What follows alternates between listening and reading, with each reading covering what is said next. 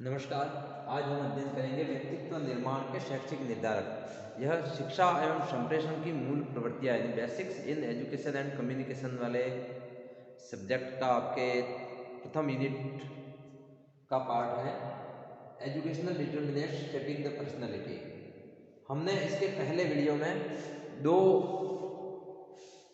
शैक्षिक निर्धारकों का अध्ययन कर लिया था, जिसमें पहला था अध्यापक और दूसरा था पाठ्य सहगामी क्रियाएं। आज हम तीसरा शैक्षिक निर्धारक लेते हैं, जनसंचार के साधन।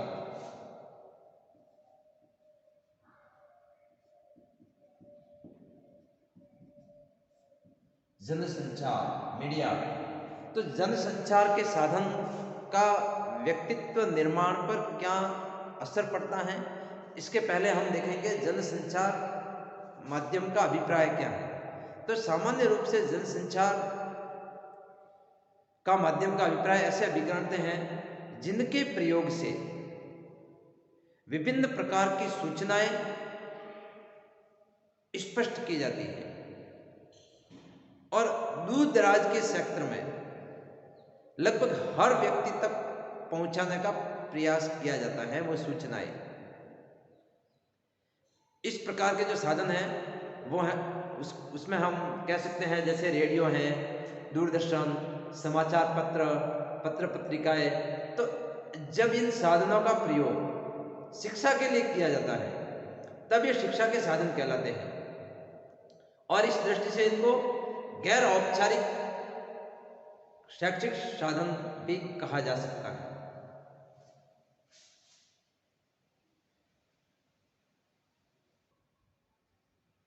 इस प्रकार से ये जनसंचार के माध्यम के द्वारा बहुत सारे शैक्षिक प्रोग्राम भी चलाए जाते हैं और इन साधनों के उपयोग से शिक्षा से जुड़े विभिन्न उद्देश्यों और शैक्षिक कार्यों को पूरा करने का प्रयास किया जाता है।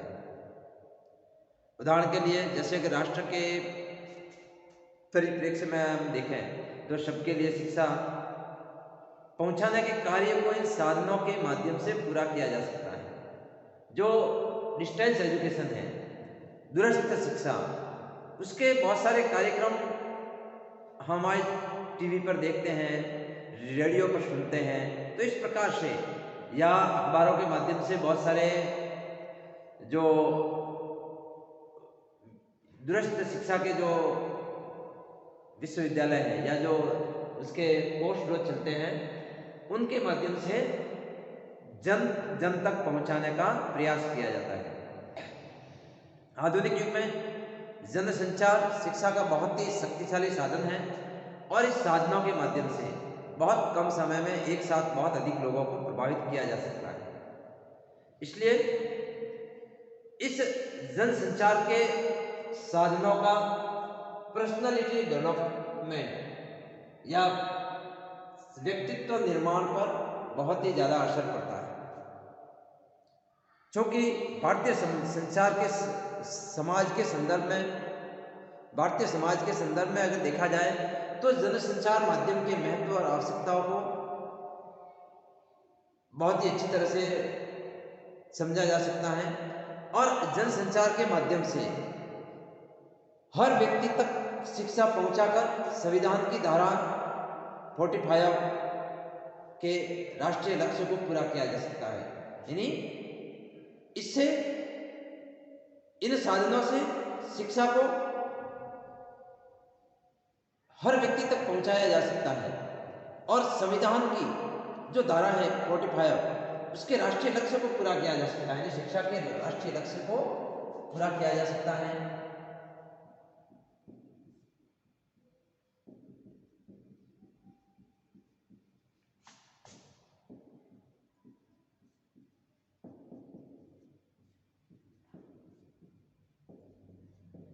इसी प्रकार से जनसंचार के साधनों के द्वारा सामाजिक दृष्टि से जन सामान्य में जागरूकता फैलाई जा सकती है। शिक्षा के प्रति सामाजिक दृष्टि से जन सामान्य में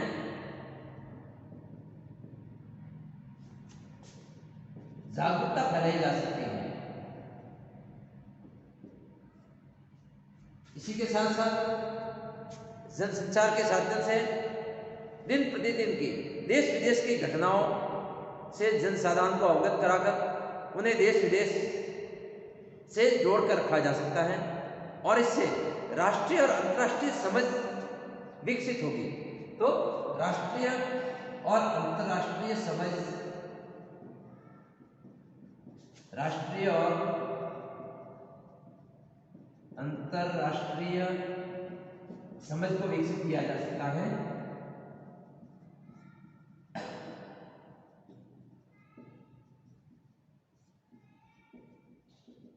विकसित किया जा सकता है और इसी के साथ साथ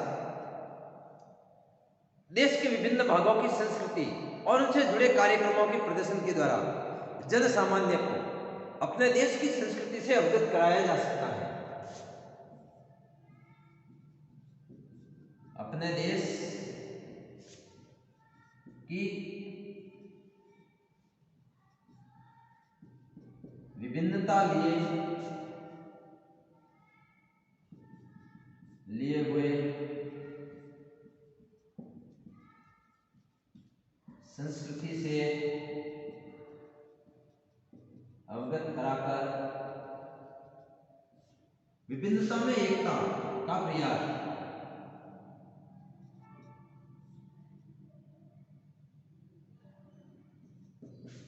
में एकता का प्रयास किया जा सकता है। यानी इस पूरे राष्ट्र की अलग अलग जो संस्कृति हैं उसको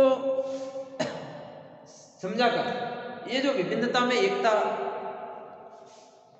किस प्रकार हो सकती है उससे जनसाधारण को अवगत किया जा सकता है। और मनोवैज्ञानिक दृष्टि से पाठ्य वस्तु और सूचनाओं को सरल और सुबोध तरीके से समझाया जा सकता है।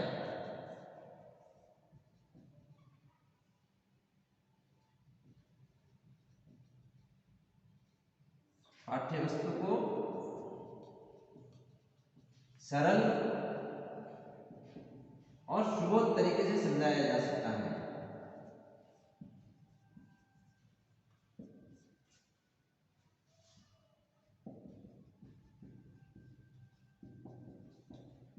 सरल और सुबोध तरीके से समझाया जा सकता है। इससे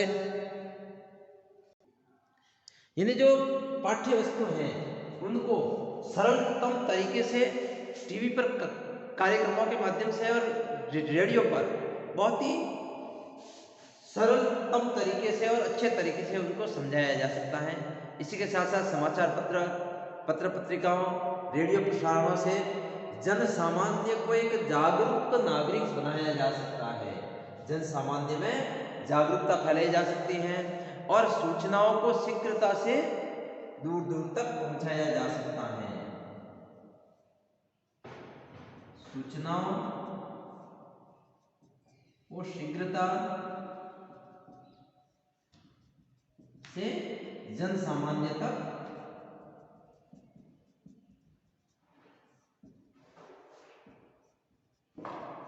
पहुंचाया जा सकता है। बहुत ही जल्दी एक साथ बहुत विस्तृत पूरे भारत में एक साथ सूचनाओं को पहुंचाया जा सकता है इनके माध्यम से।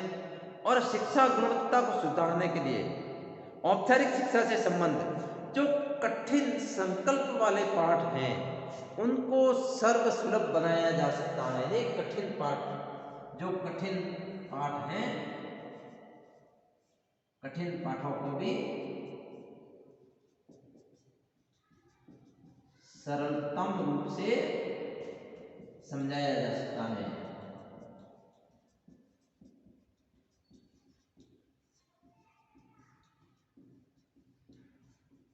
जैसा हम बहुत सारे चैनल देखते हैं, जैसे ज्ञान दर्शन है वगैरह है, इस प्रकार से उस पर बहुत ही अच्छे तरीके से जो एक्सपर्ट होते हैं उनके द्वारा समझाए जाते हैं विभिन्न पाठों को। तो इस प्रकार से जनसंचार के माध्यम से हम राष्ट्रीय शिक्षा नीति 1986 के अनुसार आधुनिक जो संचार प्रौद्योगिकी है इसे संभव हो पाया है कि पहले की जो दशाब्दी यानी पहले के जो दशक थे, उनमें शिक्षा को जिन अवस्थाओं से गुजरना पड़ता था, उनमें से कईयों को लांघ कर आगे बढ़ना है। 1986 की ये शिक्षा नीति कहती है कि जो आधुनिक जो संचार प्रौद्योगिकी है, इससे संभव हो गया है कि हमें जो पहले के दशक, जो हमारे पहले के दशक है, उनकी जिन अवस्थाओं से ये शिक्षा गुजरी है, उनको हमें लांघ कर आगे बढ़ना है और इस टेक्नोलॉजी से, देश और काल के बंधनों से हमें आगे बढ़कर इस प्रौद्योगिकी का प्रयोग उपयोगी जानकारी के लिए करना है। और इसी के साथ साथ शिक्षकों के प्रशिक्षण और पुनः प्रशिक्षण के लिए, शिक्षा की गुणवत्ता को सुधारने के लिए और इस देश की संस्कृति के प्रति जागरूकता और स्थायी मूल्यों के संस्कार उत्पन्न करने के लिए हमें इन जनसंचार के साधनों का और इस टेक्नोलॉजी का प्रयोग करना है। और औपचारिक और अनौपचारिक दोनों प्रकार की शिक्षा में इनका प्रयोग करना होगा हमें, तब ही हम आगे बढ़ पाएंगे और हम जन जन तक शिक्षा पहुंचा पाएंगे। इस प्रकार जनसंचार के साधनों द्वारा शिक्षा के राष्ट्र को पूरा किया जा सकता है। यदि शिक्षा का राष्ट्रीय लक्ष्य क्या है कि जन सामान्य तक शिक्षा की पहुंच हो, सामाजिक दृष्टि से जन सामान्य में जागरूकता लाई जा सकती है, शिक्षा के प्रति राष्ट्रीय और अंतर्राष्ट्रीय समझ को विकसित किया जा सकता है, देश विदेश की घटनाओं को माध्यम बनाकर, और अपने देश की विभिन्नता लिए हुए जो संस्कृति है, इससे अवगत कराकर विभिन्नता में एकता का प्रयास इनसे इस जनसंचार के साधनों द्वारा किया जा सकता है। पाठ्य वस्तु को सरलतम और सुबोध तरीके से उस पर समझाया जाता है। बहुत सारे चैनल्स जो कि डिस्टेंस एजुकेशन के होते हैं, उन पर इस तरह से समझाया जाता है और सूचनाओं को शीघ्रता से जन सामान्य तक पहुंचाया जा सकता है। कठिन पाठों को भी सरलतम रूप से इनके द्वारा समझाया जा सकता है। इस प्रकार से जनसंचार के साधन भी व्यक्तित्व निर्माण के शैक्षिक निर्धारक कहे जा सकते हैं। अगला हमारा शैक्षिक निर्धारक है विद्यालय।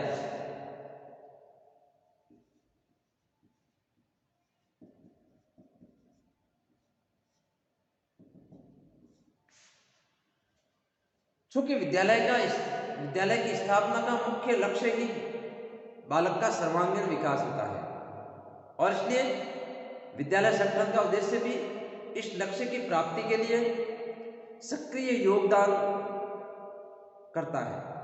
यानी बालक का सर्वांगीण विकास विद्यालय के माध्यम से होता है।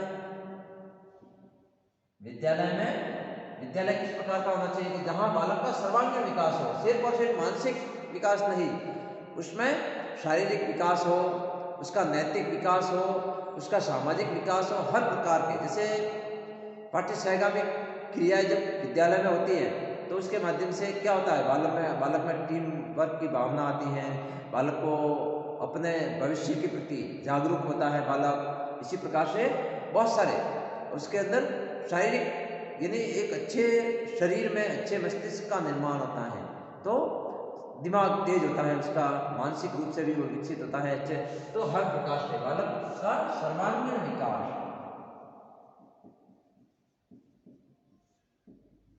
बालक का सर्वांगीण विकास विद्यालय में होता है और इस लक्ष्य की प्राप्ति के लिए विद्यालय सक्रिय रहता है। विद्यालय संगठन का उद्देश्य बालकों को ऐसे अवसर प्रदान करता है जिसमें उनकी समस्त जन्मजात शक्तियों का सामंजस्यपूर्ण विकास हो सके।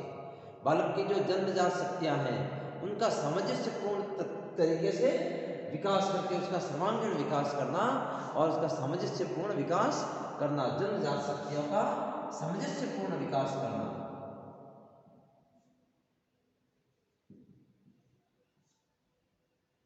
जन्मजात शक्तियों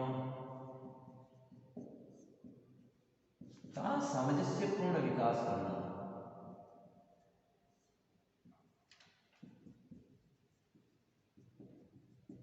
विकास यहाँ पर विद्यालय में होता है और उसकी और उसको विद्यालय संगठन का चूंकि ये प्रमुख उद्देश्य होता है, और इसके अतिरिक्त भी उसकी जो मूल प्रवृत्तियों का उपयोग और शोधन और जो रुचि है उनके स्वस्थ प्रकाशन और परिष्करण भी विद्यालय करता है। नहीं, बालक की मूल प्रवृत्तियों का विकास करता है, बालक की मूल प्रवृत्तियों का विकास।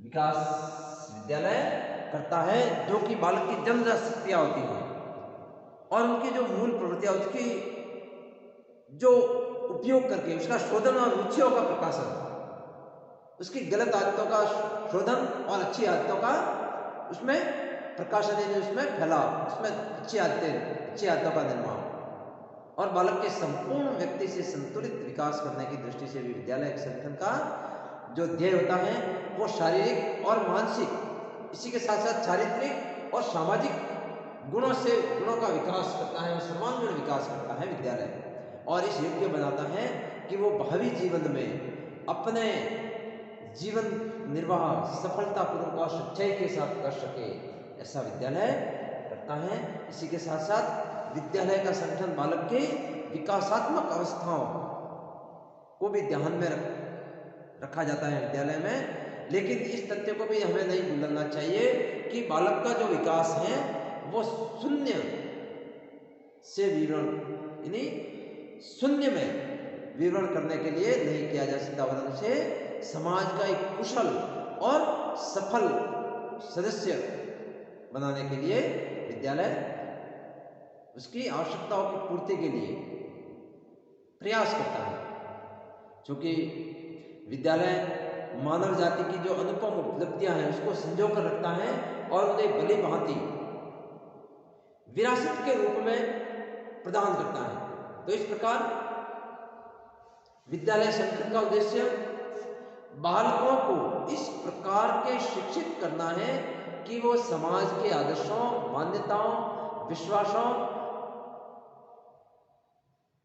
मूल्यों की रक्षा कर सके, और विद्यालय जो कि समाज का एक लघु रूप होता है, इससे समाज की जो क्रियाएं हैं, उनकी विचारधाराएं हैं, समाज की आवश्यकताएं, समाज की संस्कृति आदि जो अनेक सर्वोत्तम रूप में जो प्रतिबिंबित होते हैं विद्यालय में, तो वहाँ पर बालक बहुत कुछ सीखता है। उनके साथ बहुत सारे अलग अलग प्रकार के बालक बैठते हैं, उनके साथ बहुत सारे अलग अलग जगह से अलग अलग व्यक्तित्व वाले, अलग अलग दिमाग वाले, यानी हर प्रकार हर एक बालक का व्यक्तित्व अलग होता है, हर एक बालक का बुद्धि लगती अलग होती है, हर एक बालक अलग अलग जगह से आता है, उनकी रुचियाँ अलग होती हैं, उनकी अभिवृत्तियाँ अलग होती हैं। इस प्रकार के बालकों के साथ वो खेलता कूदता है, इस प्रकार के बालकों के साथ वो बातचीत करता है, इस प्रकार के बालकों के साथ वो बैठता है, तो उसमें बहुत सारी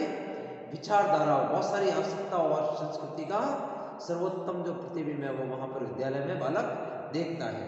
और इसी कारण से वो विद्यालय जीवन में एक ऐसा केंद्र बिंदु बनता है कि आगे जाकर समाज में वो बहुत ही अच्छा बन सकता है, जहाँ बालक को सामाजिक जीवन का वास्तविक और उपयोगी प्रशिक्षण मिलता है।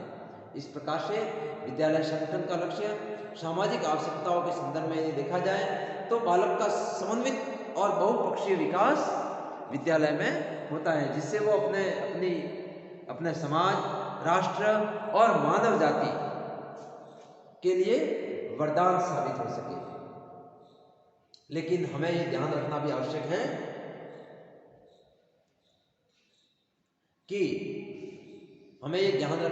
है कि विद्यालय भी समाज से ये अपेक्षा करता है कि उसकी सुरक्षा करते हुए उसकी अभिवृद्धि करने के लिए यथाशक्ति सहायता दी जाए। यानी इस विद्यालय से समाज ये अपेक्षा करता है कि वो बालक को सुरक्षा प्रदान करे, उसकी अभिवृद्धि के विकास के लिए यथाशक्ति सहायता प्रदान करे। इस प्रकार विद्यालय बालक का सर्वांगीण विकास करता है, बालक की जन्मजात शक्तियों का सामंजस्यपूर्ण विकास करता है, बालक की जो मूल प्रवृत्तियां हैं उनका शोधन करके उसको उसका शोधन और विकास दोनों ही करता है। इस प्रकार से विद्यालय भी एक व्यक्तित्व निर्माण का शैक्षिक निर्धारक कहा जा सकता है। थैंक यू, धन्यवाद। इस वीडियो को लाइक जरूर करें और चैनल को सब्सक्राइब जरूर करें। थैंक यू, धन्यवाद।